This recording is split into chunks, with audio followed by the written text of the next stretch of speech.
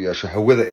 gurigaaga haddaa shiir ku aragtid iyo caraf extra ama baaluq ama dadka markay qooqaan maaragtay dhididka waxaas markay guriga aad ku aragtid oo guriga ur uu yeesho qiiqiiq uu yeesho hawada ay qasmato waxaa la isticmaalaa kafeegana la soo qaataa birtaana lagu shubaa daazed markaas ilaahay waa qiiqa saas leedahay mujido waxaa ka baxaya guriga carafta dhan xoogaa hadii u daa daazed soo marka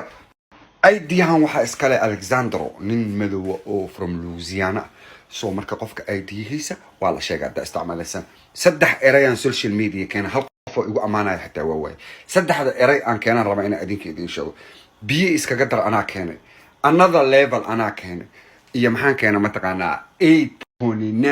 مليون أنا كان سو مركا الليست أبدأ استعمال لسان أبتليبانا حسينا مرة حسان نين مدو وانشيقو يعني وأدينك حتى إنن أقونين halka dib Soomaali ay leeyihiin sheekh iyo sharif iyo culimo iyo gabar iyo wadaad iyo hooyo hal cilad ay leeyihiin social media waxay rabaan inay ka noqdaan daawadayaal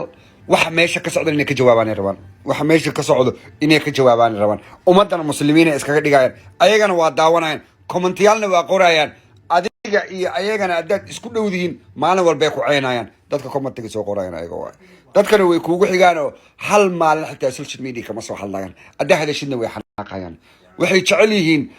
gobolada iyo baadiyasha iyo aroosyada familka dhan inaa meesha kusoo gurtid laakiin social media aad ka dhaxalin adaa hadashid waas dagaalaysan adii social media ay kugu dhacarkaan qoraal ay ku soo qorayaan oo xumeena subhanallahi asa wajalla kan uu gaaloobe kan reerka kama tirsana alla ninka marka arkaan naca